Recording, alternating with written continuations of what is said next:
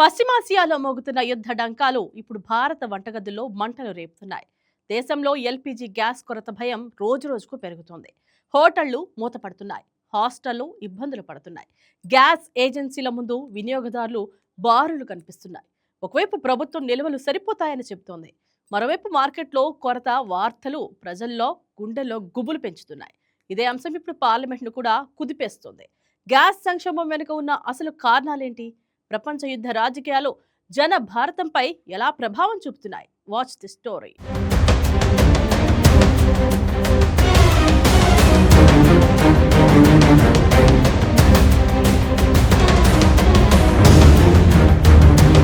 దేశవ్యాప్తంగా LPG gas కొరతపై ఆందోళన పెరుగుతోంది. పలు నగరాల్లో గ్యాస్ ఏజెన్సీల ముందు వినియోగదారులు బారులు తీరుతున్నారు. గృహ వినియోగదారులు ముందుగానే రెండో సిలిండర్ బుక్ చేసుకుంటుండగా వాణిజ్య సిలిండర్ సరఫరా తగ్గడంతో హోటళ్లు, రెస్టారెంట్, పీజీ హాస్టళ్లు తీవ్ర ఇబ్బందులు ఎదుర్కొంటున్నాయి. కొన్ని చోట్ల హోటళ్లకు తాత్కాలికంగా మూతపట్టడం పరిస్థితి తీవ్రతను స్పష్టంగా చూపిస్తోంది.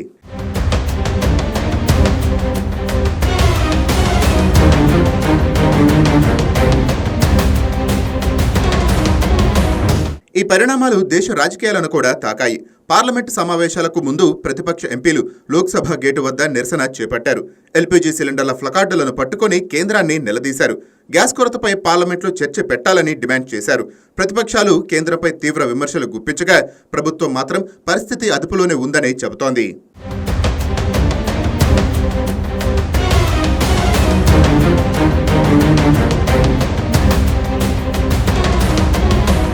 గ్యాస్ కొరత వెనుక ప్రధాన కారణం పశ్చిమాసియాలో కొనసాగుతున్న యుద్ధం.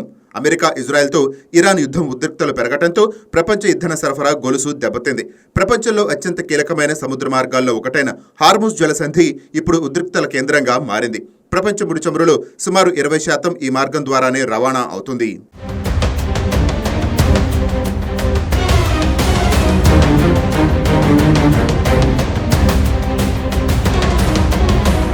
ఇరాన్ ఆంక్షలు విధించడంతో ఈ మార్గం మీదుగా నౌకల రాకపోకలు తీవ్రంగా తగ్గిపోయాయి. ఒకప్పుడు రోజుకు వందలాది ఆయిల్ ట్యాంకర్లు ప్రయాణించిన మార్గంలో ఇప్పుడు కొద్ది నౌకలే కనిపిస్తున్నాయి. ఫలితంగా ప్రపంచ మార్కెట్లో చమురు ధరలు ఒక్కసారిగా ఎగిసిపడ్డాయి. 4 ఏళ్ల తర్వాత ముడి చమురు ధర బ్యారెల్కు $100 దాటింది.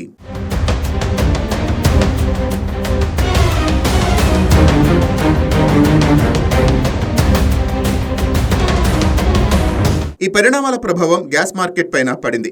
ప్రపంచంలో అతిపెద్ద సహజవాయు ఉత్పత్తుల్లో ఒకటైన ఖతార్ ఎనర్జీ సంస్థకు చెందిన ఖతార్లోని ప్లాంట్పై డ్రోన్ దాడి జరిగినట్లు అధికారులు తెలిపారు. జాగ్రత్త చర్యగా ఆ ప్లాంట్లు ఎల్ఎన్జీ ఉత్పత్తిని తాత్కాలికంగా నిలిపివేశారు. ఈ నిర్ణయం ప్రపంచ సహజవాయు సరఫరాను కుదిపివేసింది.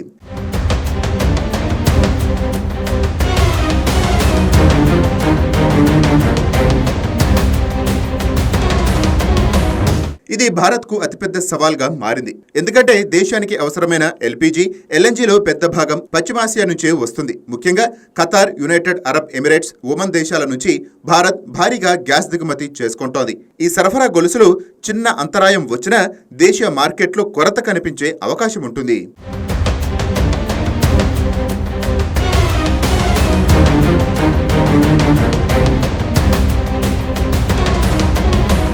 ఇప్పటికే దాని ప్రభావం కొన్ని రంగాల్లో కనిపిస్తోంది. ముంబై, ఢిల్లీ, బెంగళూరు వంటి నగరాల్లో కొన్ని హోటళ్లు తాత్కాలికంగా మూతపడ్డాయి. హైదరాబాద్లోని కొన్ని స్టార్ హోటళ్లు మెనూలో మార్పులు చేయాల్సి వచ్చింది. ఎక్కువ గ్యాస్ అవసరమయ్యే వంటకాలను మెనూ నుంచి తొలగిస్తున్నారు. కొందరు హోటల్ యజమానులు విద్యుత్ స్టవ్లు, ఇండక్షన్ ప్లేట్లు వాడటం ప్రారంభించారు.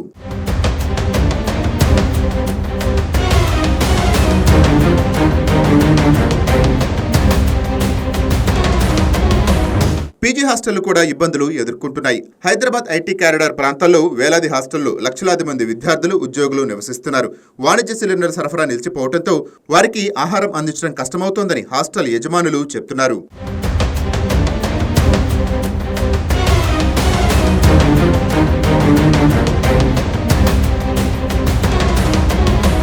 ఇది మాత్రమే కాదు, ఆసుపత్రులు, గురుకులాలు, క్యాటరింగ్ యూనిట్లు కూడా ఈ సమస్యతో ఇబ్బంది పడుతున్నాయి. కొన్ని చోట్ల కట్టెల పొయ్యల వాడకం మళ్లీ పెరుగుతోంది. ఇది ఆరోగ్యపరంగా ప్రమాదకరమని నిపుణులు హెచ్చరిస్తున్నారు.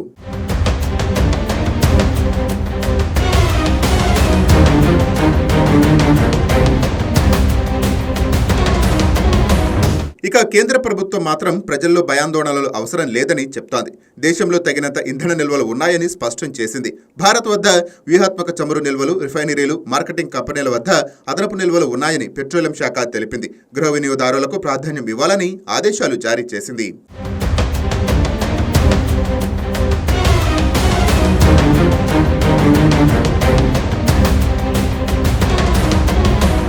అయితే వాణిజ్య సిలిండర్లపై మాత్రం నియంత్రణలు కొనసాగుతున్నాయి. బ్లాక్ మార్కెట్ విక్రయాలను అరికట్టేందుకు కేంద్రం చర్యలు తీసుకుంటుంది. సిలిండర్ బుకింగ్ వ్యవధిని 21 రోజుల నుంచి 25 రోజులకు పెంచింది. పరిస్థితిని సమీక్షించేందుకు ప్రత్యేక కమిటీని కూడా ఏర్పాటు చేసింది.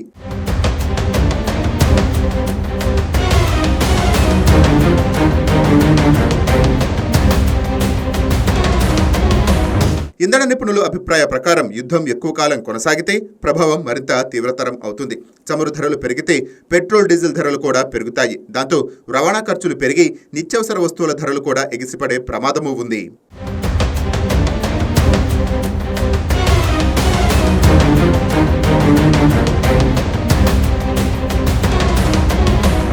ఇంకా ఒక కీలక అంశం రూపాయి విలువ. చమురు ధరలు పెరిగితే భారత్ ఎక్కువ డాలర్లు చెల్లించాల్సి వస్తోంది. దాంతో రూపాయి బలహీనపడే ప్రమాదం ఉంది. ఇది మొత్తం ఆర్థిక వ్యవస్థపై ప్రభావం చూపిస్తుంది.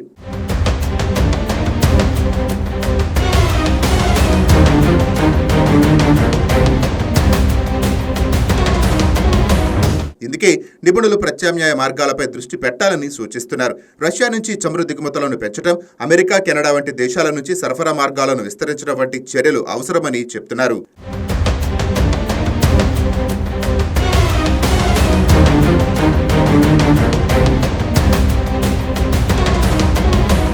ప్రస్తుతం పరిస్థితి నియంత్రణలో ఉందని ప్రభుత్వం చెప్తున్నా పశ్చిమాసియా యుద్ధం మరింత ముదిరితే భారత వంటగదుల నుంచి పరిశ్రమల వరకు ప్రభావం తప్పదని విశ్లేషకులు హెచ్చరిస్తున్నారు.